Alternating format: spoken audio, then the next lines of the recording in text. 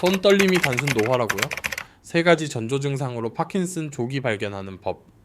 미니 씨는 남편 철수 씨의 글씨가 점점 작아지고 목소리가 부드러워지는 것을 알아차렸을 때 처음에는 그저 평범한 노화 과정이라고 생각했습니다. 어쨌든 그는 67세였으니까요.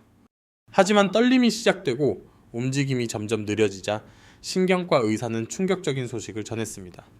철수 씨는 2년 넘게 파킨슨병의 초기 징후를 보이고 있었다는 것입니다. 미니 씨가 노화 증상으로 치부했던 것들은 사실 100만 명 이상의 한국인에게 영향을 미치는 진행성, 신경질환의 경고 신호였습니다. 만약 이 영상을 클릭하셨다면 당신 자신이나 사랑하는 사람에게서 발견한 변화 때문에 걱정하고 계실 것입니다. 글씨가 작아지거나 움직임이 느려지거나 약간의 떨림이 생기는 것을 보셨을지도 모릅니다.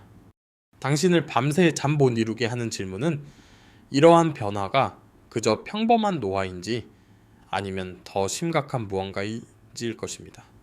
오늘 저는 종종 노화로 오인도에는 파킨슨병의 3가지 중요한 초기 증상을 공개하고 정상적인 노화 관련 변화와 잠재적인 파킨슨병 증상을 정확히 구별하는 방법을 설명하며 조기에 발견하면 질병 진행을 늦추는 데 도움이 될 수 있는 증거 기반 전략을 공유하고자 합니다. 지난 10년간 500건 이상의 파킨슨병을 진단한 신경과 의사로서 저는 자신의 증상이 단지 나이가 들어가는 과정의 일부라고 생각해서 도움을 구하기까지 수년을 기다린 너무나 많은 환자들을 보아왔습니다. 진실은 조기 인식과 개입이 삶의 질을 극적으로 향상시키고 잠재적으로 질병 진행을 늦출 수 있다는 것입니다. 이 영상이 끝날 때쯤이면 여러분은 이러한 초기 경고 신호를 인식하고 모든 것을 바꿀 수 있는 조치를 취할 수 있는 지식을 갖게 될 것입니다.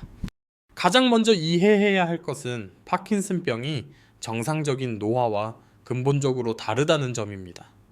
둘 다 움직임과 기능의 변화를 포함하지만 파킨슨병은 흑질이라는 특정 뇌 영역에서 도파민을 생성하는 신경세포가 점진적으로 소실되어 발생합니다. 이것은 단순히 나이가 들면서 생기는 마모가 아닙니다. 이는 매년 약 6만 명의 한국인에게 영향을 미치는 뚜렷한 병리학적 과정이며 남성이 여성보다 약간 더 많이 영향을 받습니다. 정상적인 노화는 일반적으로 신체의 양쪽에 동일하게 영향을 미치는 점진적이고 대칭적인 변화를 포함합니다.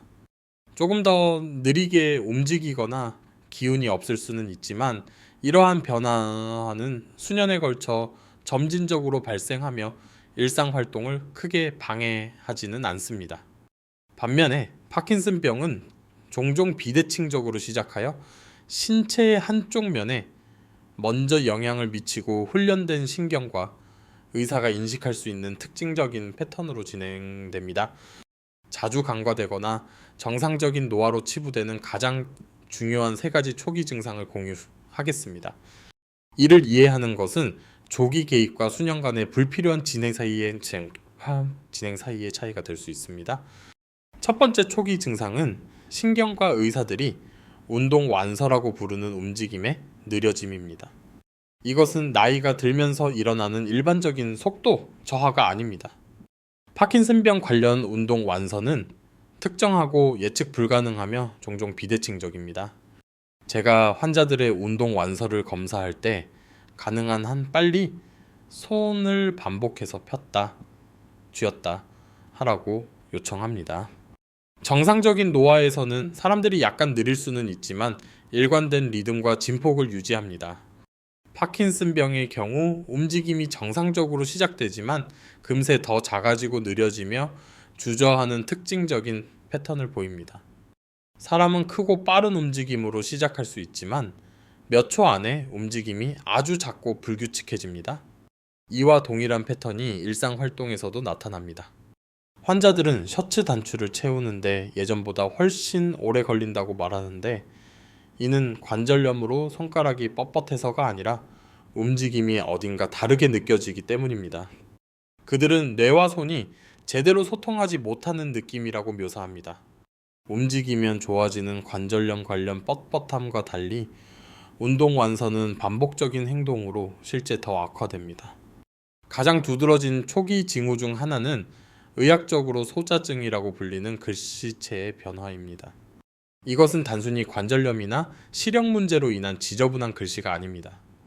파킨슨병에서는 페이지를 가로질러 쓸수록 글자가 점진적으로 작아집니다.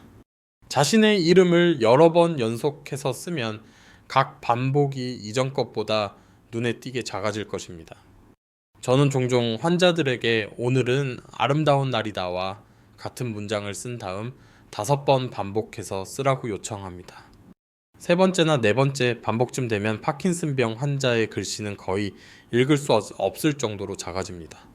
2번째 중요한 초기 증상은 떨림이지만 아무 떨림이나 해당되는 것은 아닙니다. 특징적인 파킨슨병 떨림은 근육이 이완되었을 때 발생하기 때문에 안정시 떨림이라고 불립니다. 이것은 많은 노인들에게서 발생하는 활동 떨림과는 완전히 다릅니다.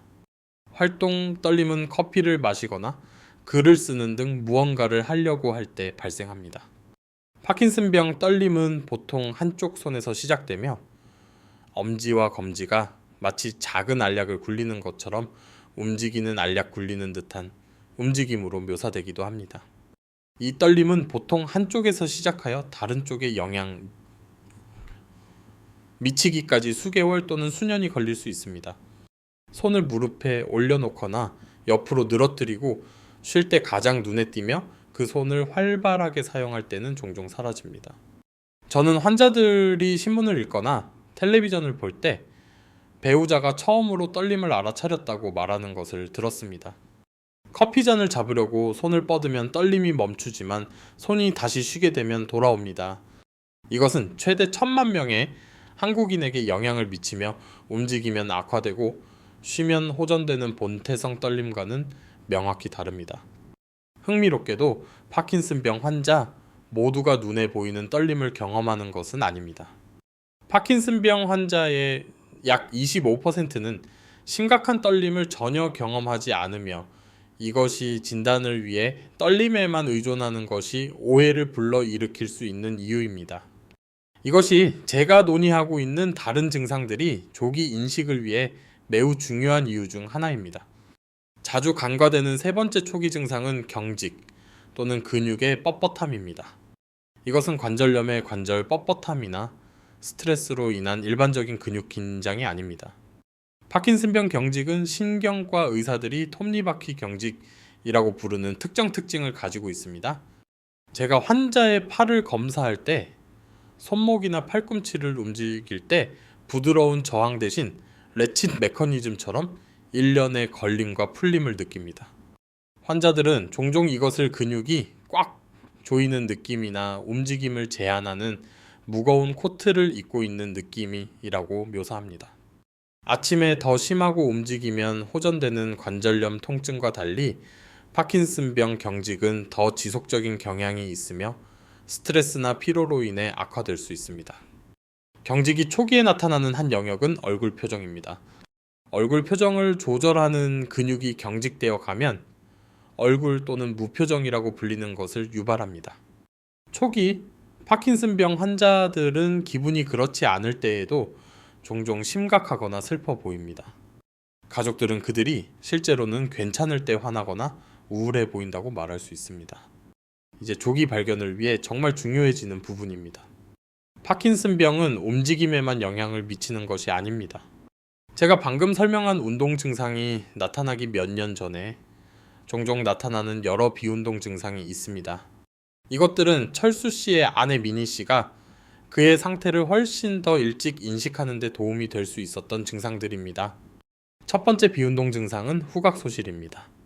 연구에 따르면 파킨슨병 환자의 최대 90%가 후각이 감소하며 이는 종종 운동 증상이 나타나기 4년에서 10년 전에 발생합니다. 이것은 감기에 걸렸을 때 냄새를 잘 맡지 못하는 것과는 다릅니다. 파킨슨병 관련 후각 소실이 있는 사람들은 커피, 땅콩버터, 심지어 연기와 같은 강한 냄새를 감지하지 못할 수 있습니다.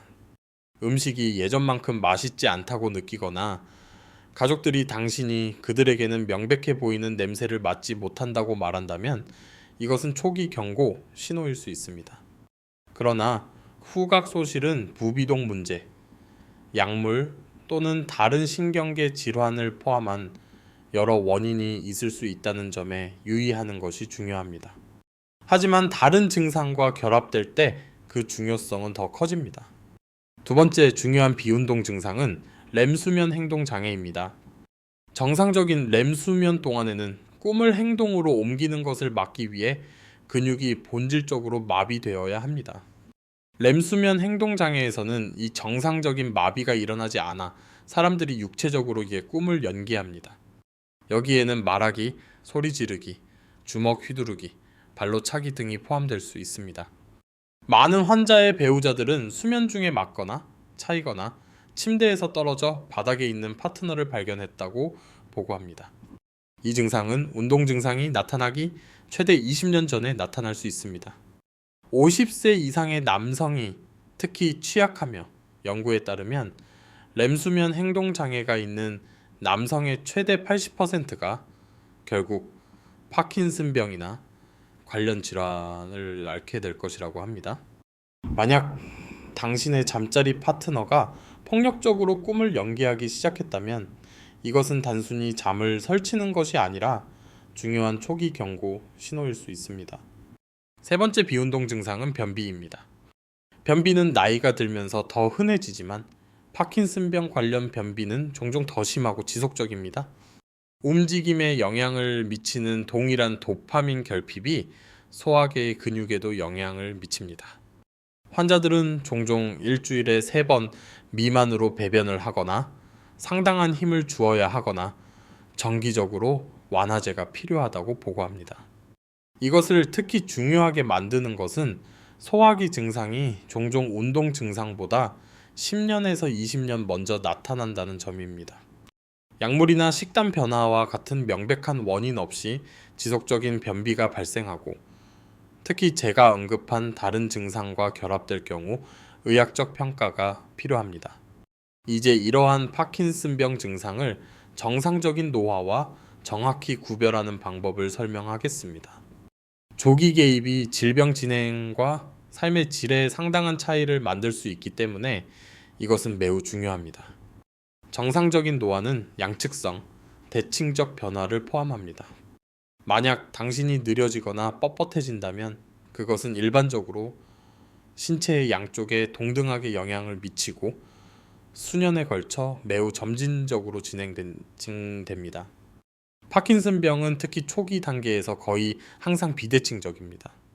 떨림, 경직, 운동 완선은 일반적으로 한쪽에서 시작하여 수년 동안 그쪽에 더 두드러지게 남아있을 수 있습니다. 정상적인 노화는 또한 일반적으로 일상활동을 크게 방해하지 않습니다. 옷을 입거나 편지를 쓰는데 시간이 조금 더 필요할 수는 있지만 여전히 이러한 작업을 효과적으로 수행할 수 있습니다. 초기 파킨슨병 증상은 종종 특정 작업을 특징적인 방식으로 방해합니다. 글씨는 단순히 약간 지저분해지는 것이 아니라 점진적으로 작아집니다. 목소리는 단순히 약간 조용해지는 것이 아니라 단조롭고 숨이 차게 됩니다. 걷는 것은 단순히 느려지는 것이 아니라 발을 끌거나 발이 바닥에 붙은 느낌이 들 수 있습니다. 증상의 시기와 진행 또한 극적으로 다릅니다. 정상적인 노화는 수십 년에 걸쳐 점진적으로 일어납니다. 갑자기 글씨가 달라졌거나 하룻밤 사이에 목소리가 변했다고 느끼지는 않습니다. 파킨슨병 증상은 수개월에서 수년에 걸쳐 발전하지만 환자와 가족들이 지목할 수 있는 더 눈에 띄는 시작점이 있는 경우가 많습니다. 환자들은 종종 처음 떨림을 느꼈을 때나 가족들이 목소리나 얼굴 표정의 변화에 대해 처음 언급했을 때를 기억한다고 말합니다. 또 다른 주요 구별 요인은 도파민성 약물에 대한 반응입니다. 만약 누군가의 운동 증상이 레보도파와 같은 약물로 상당히 개선된다면 이것은 정상적인 노화보다는 파킨슨병을 강력하게 시사합니다. 이것은 실제로 신경과 의사들이 사용하는 진단 기준 중 하나입니다. 정상적인 노화 관련 느려짐은 일반적으로 이러한 약물에 반응하지 않습니다. 여기 많은 사람들이 깨닫지 못하는 중요한 사실이 있습니다.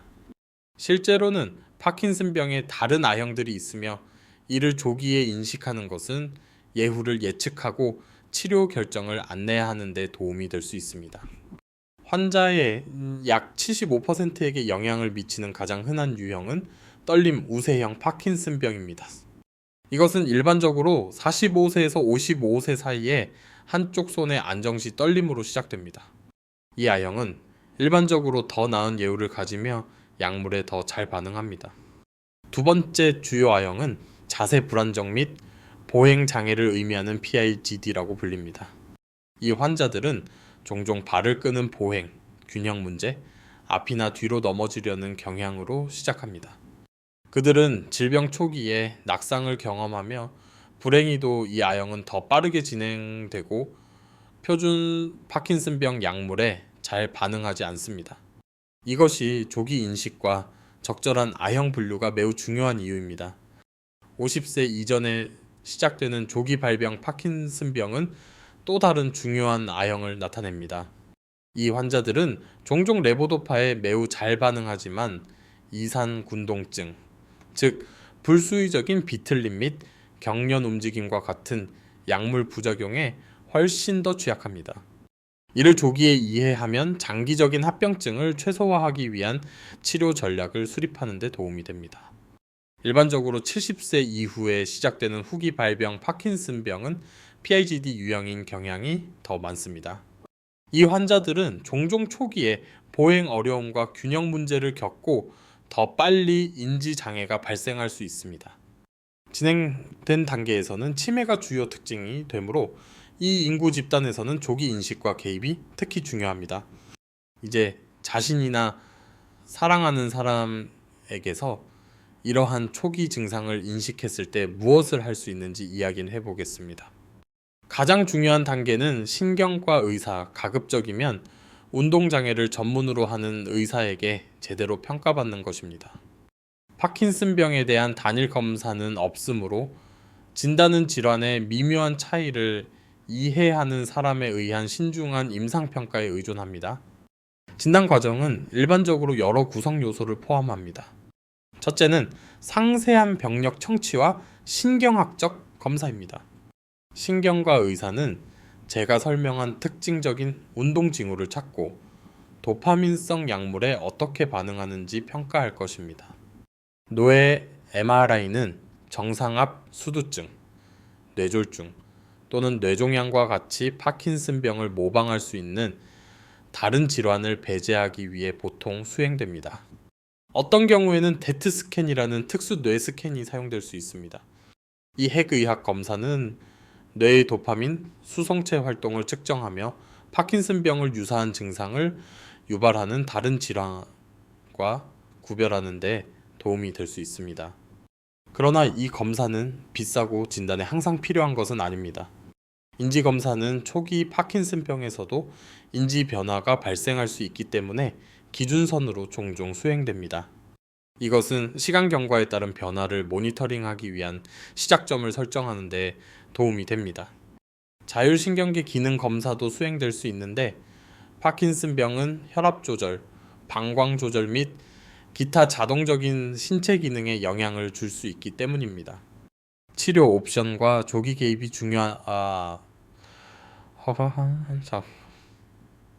이유에 대해 알아야 할 사항은 다시 과 같습니다. 현재 파킨슨병에 대한 치료법은 없지만 여러 치료법이 증상과 삶의 질을 크게 향상시킬 수 있습니다. 주요 접근법은 뇌의 도파민 기능을 대체하거나 강화하도록 설계된 약물 요법입니다. 표준 치료 약물은 레보도파이며 종종 부작용을 예방하기 위해 카르비도파와 병용됩니다. 레보도파는 혈액 뇌장벽을 통과하여 뇌에서 도파민으로 전환됩니다.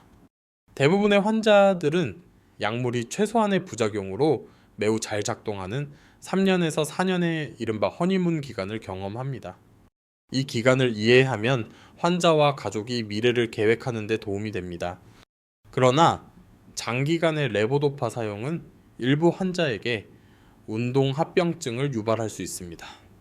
여기에는 약물 효과가 복용 간격 사이에 오래 지속되지 않는 약효소진 현상과 제가 앞서 언급한 불수의적 움직임인 이상운동증이 포함됩니다.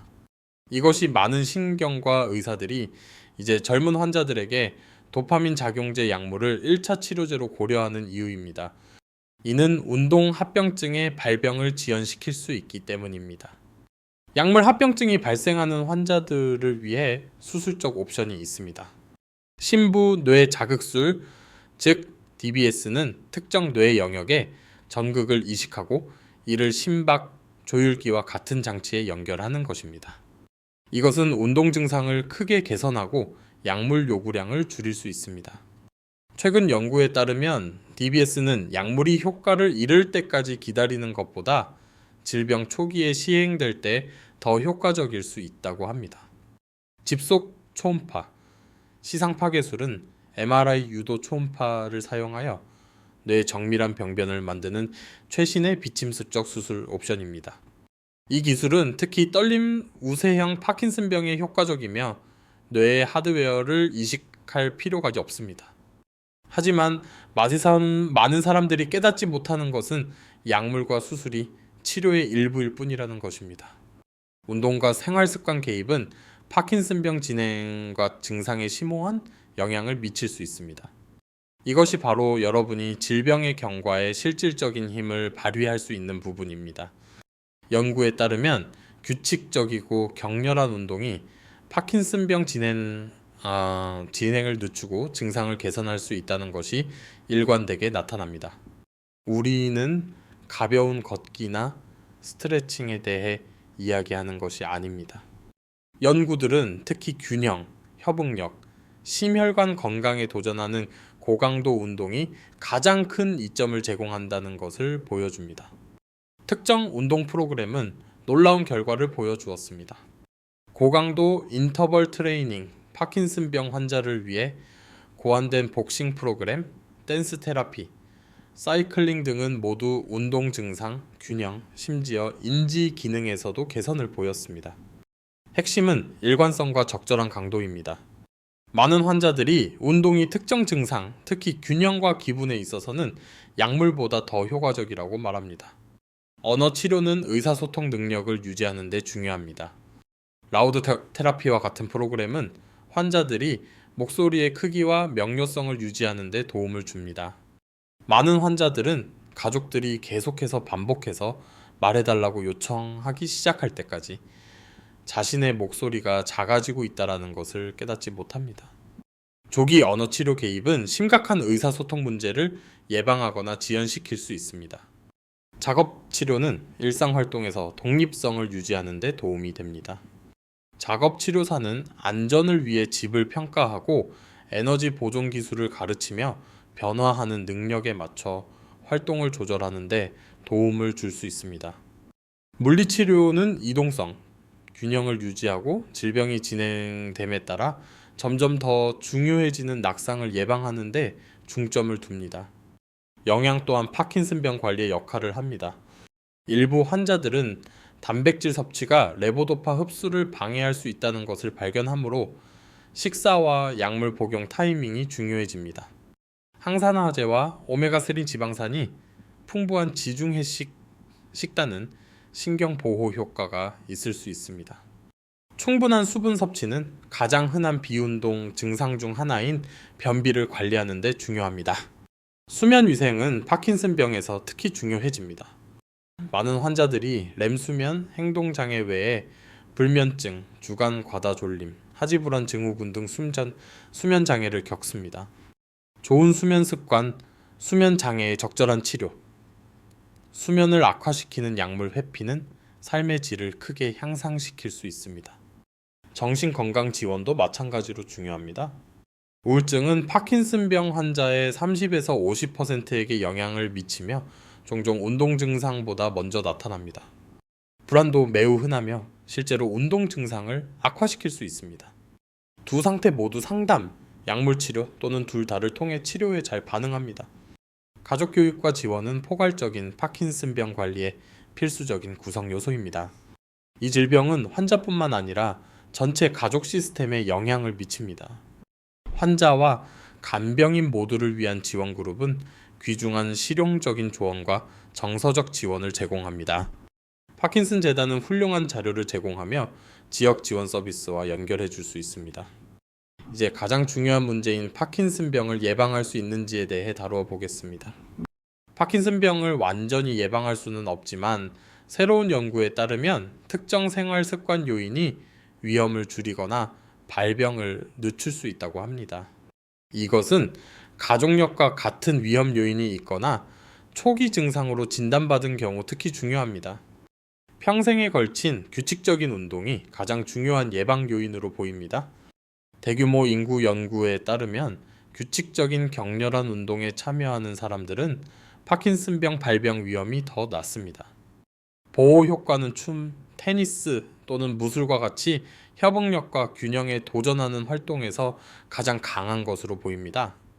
카페인 섭취는 여러 연구에서 낮은 파킨슨병 위험과 관련이 있었습니다. 매일 2잔에서 3잔의 커피를 마시는 사람들은 커피를 마시지 않는 사람들보다 파킨슨병 발병 위험이 약 25% 낮습니다. 그러나 이것이 이미 마시지 않는다면 커피를 마시기 시작해야 한다는 의미는 아니며 보호 효과는 유전적 요인과 관련이 있을 수 있습니다.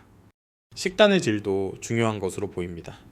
과일, 채소, 통곡물, 생선, 올리브 오일을 강조하고 붉은 고기와 가공식품을 제한하는 지중해식 식단 패턴은 낮은 파킨슨병 위험과 관련이 있습니다. 비타민 A와 엽산과 같은 특정 영양소가 특히 유익할 수 있지만 보충제가 효과적이라는 것은 입증되지 않았습니다. 특정 환경 독소를 피하는 것도 위험을 줄일 수 있습니다. 특히 농업 환경에서의 살충제 노출은 파킨슨병 위험 증가와 관련이 있습니다. 특정 화학 물질로 오염된 오물물도 위험을 초래할 수 있습니다. 모든 환경 노출을 피할 수는 없지만 잠재적인 위험을 인식하고 합리적인 예방 조치를 취하는 것이 현명합니다. 흥미롭게도 많은 사람들이 위험하다고 생각하는 일부 활동이 실제로는 보호 효과가 있을 수 있습니다.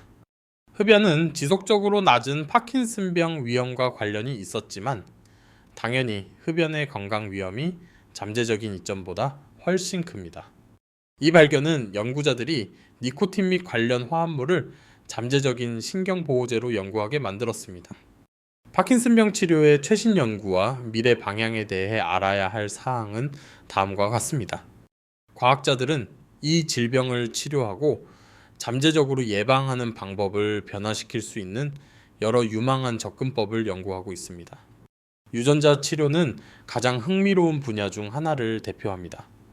연구원들은 도파민이나 성장 인자를 생성하는 유전자를 영향을 받은 뇌 영역에 직접 전달하는 기술을 개발하고 있습니다.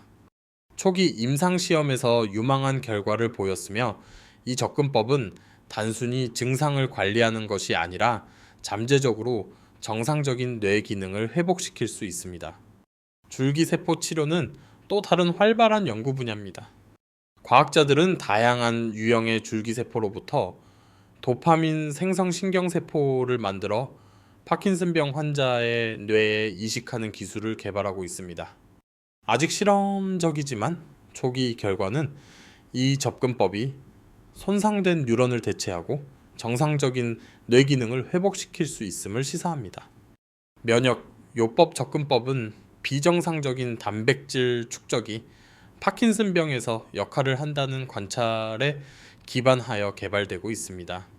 이러한 치료법은 뇌에서 독성 단백질을 제거하거나 형성을 막는 것을 목표로 합니다. 여러 면역 요법 약물이 현재 임상시험 중에 있습니다. 생체지표 연구는 파킨슨병을 조기에 진단하고 진행을 모니터링하는 더 나은 방법을 개발하는 데 중점을 둡니다. 과학자들은 혈액 검사, 뇌 영상 기술, 심지어 움직임이나 목소리 패턴의 초기 변화를 감지할 수 있는 스마트폰 앱을 연구하고 있습니다. 이러한 발전은 현재의 방법보다 몇 년 더 일찍 진단을 가능하게 할 수 있습니다. 정밀의학 접근법은 유전적 프로필, 질병 아형 및 기타 요인에 따라 개별 환자에게 치료를 맞추기 위해 개발되고 있습니다. 이것은 치료 결정을 최적화하고 부작용을 최소화하면서 이점을 극대화하는 데 도움이 될 수 있습니다. 미래를 내다보면서 연구자들은 질병 진행을 늦추거나 멈출 수 있는 신경보호치료법도 연구하고 있습니다. 여기에는 항산화제, 항염증 화합물, 뉴런을 손상으로부터 보호하는 약물이 포함됩니다. 입증된 신경보호치료법은 아직 없지만 여러 유망한 후보 물질이 임상시험 중에 있습니다. 조기 발견의 경제적 영향은 아무리 강조해도 지나치지 않습니다. 한국에서 파킨슨병 치료의 연간 평균 비용은 질병의 중증도에 따라 환자당 약 1,900만 원에서 1,200만 원에 이릅니다. 진행을 단 몇 년이라도 늦추는 조기 개입은 환자당 수천만 원을 절약하면서 삶의 질을 극적으로 향상시킬 수 있습니다. 잠재적인 파킨슨병 진단에 직면한 가족들에게는 보험 적용 범위를 이해하고 미리 계획하는 것이 중요합니다. 건강보험과 대부분의 민간보험은 표준 파킨슨병 치료를 보장하지만 새로운 치료법, 특수장비 또는 대체치료법에 대한 보장은 제한될 수 있습니다. 장기요양보험은 질병이 진행됨에 따라 특히 중요해집니다. 조기 인식이 제 환자들의 결과를 어떻게 바꾸었는지에 대한 실제 사례를 공유하겠습니다. 영민 씨는 58세의 엔지니어로 중요한 회의 중에 자신의 글씨가 작아지는 것을 알아차렸습니다. 그의 아내는 그가 걸을 때 왼쪽 팔이 흔들리지 않고 왼쪽 손에 약간의 떨림이 생겼다는 것을 관찰했습니다. 이러한 증상을 스트레스나 노화로 치부하는 대신 영민 씨는 증상 발현 후 6개월 이내에 평가를 받았습니다. 조기 진단 덕분에 영민 씨는 증상이 아직 가벼울 때 적절한 약물 치료를 시작할 수 있었습니다. 더 중요한 것은 그가 즉시 격렬한 운동 프로그램을 시작하고 식단을 변경했다는 것입니다. 3년 후 그의 질병 진행은 놀랍도록 느렸습니다. 그는 계속해서 정규직으로 일하고 아내와 정기적으로 여행하며 활동적인 생활 방식을 유지하고 있습니다. 그의 신경과 의사는 그가 앞으로 여러 해 동안 매우 기능적으로 지낼 것으로 기대합니다. 이것을 62세의 교사인 은주 씨와 비교해 보십시오. 그녀는 비슷한 초기 증상을 경험했지만 직업의 스트레스 탓으로 돌렸습니다. 그녀는 심각한 균형 문제를 겪고 학교에서 2번 넘어질 때까지 치료를 받지 않았습니다. 그때 그녀의 파킨슨병은 더 진행된 단계로 나아갔습니다. 그녀는 여전히 약물에 잘 반응했지만 조기 퇴직이 필요했고 독립성을 유지하기 위해 더 집중적인 개입이 필요했습니다. 이 사례들은 조기 인식과 개입이 왜 그렇게 중요한지를 보여줍니다.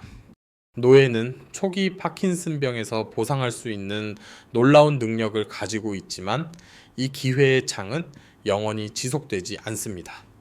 자신이나 사랑하는 사람에게서 초기 증상을 발견했을 때 취해야 할 구체적인 조치 단계는 다음과 같습니다. 첫째 증상을 주의 깊게 기록하십시오. 증상이 언제 발생하는지, 무엇이 유발하는지, 일상 활동에 어떻게 영향을 미치는지 기록하는 일기를 쓰십시오. 비디오 녹화는 설명하기 어려운 미묘한 움직임 변화를 포착하는데 특히 도움이 될 수 있습니다. 둘째, 가족 병력 정보를 수집하십시오. 대부분의 파킨슨병 사례가 직접 유전되지는 않지만 파킨슨병을 앓는 일촌 친척이 있으면 위험이 2배에서 3배 증가합니다. 특정 희귀 유전성 파킨슨병은 가족 내에서 발생하며 이 정보를 아는 것은 평가와 치료 결정을 안내하는 데 도움이 됩니다. 셋째, 처방약, 일반 의약품 및 보충제를 포함한 전체 약물 목록을 작성하십시오. 일부 약물은 파킨슨병과 유사한 증상을 유발할 수 있으며 특정 보충제는 파킨슨병 치료제와 상호작용할 수 있습니다. 이 정보를 준비하면 신경과 의사가 정확한 진단 및 치료 결정을 내리는 데 도움이 됩니다. 넷째, 해당 지역의 운동장애 전문 신경과 의사를 조사하십시오. 어떤 신경과 의사든 의심되는 파킨슨병을 평가할 수 있지만 운동장애 전문가는 이러한 질환에 대한 추가 훈련과 경험을 가지고 있습니다. 파킨슨 재단은 자격을 갖춘 전문가 및 우수센터 목록을 유지하고 있습니다. 다섯째, 구체적인 질문과 우려사항을 적어 의사와의 약속을 준비하십시오. 당신의 증상을 관찰한 가족이나 가까운 친구를 데려가십시오. 그들은 당신이 익숙해진 변화를 알아차릴 수 있습니다. 잘 준비하면 진료가 더 생산적일 것입니다. 신경과 의사를 만날 때 당신의 우려와 증상에 대해 솔직하게 말하십시오.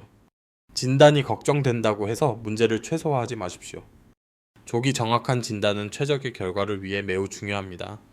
신경과 의사는 최선의 평가와 권장사항을 내리기 위해 완전한 정보가 필요합니다. 파킨슨병 진단을 받으면 이것이 사형 선고가 아니라는 것을 기억하십시오. 적절한 치료와 생활습관 수정을 통해 많은 파킨슨병 환자들이 수십 년 동안 충실하고 생산적인 삶을 삽니다.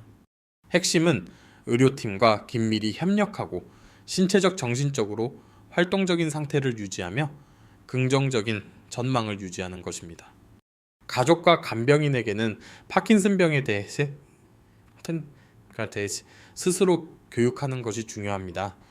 질환을 이해하면 환자의 독립성을 빼앗을 수 있는 과보호를 피하면서 적절한 지원을 제공하는 데 도움이 됩니다. 간병인을 위한 지원 그룹은 귀중한 실용적인 조언과 정서적 지원을 제공합니다.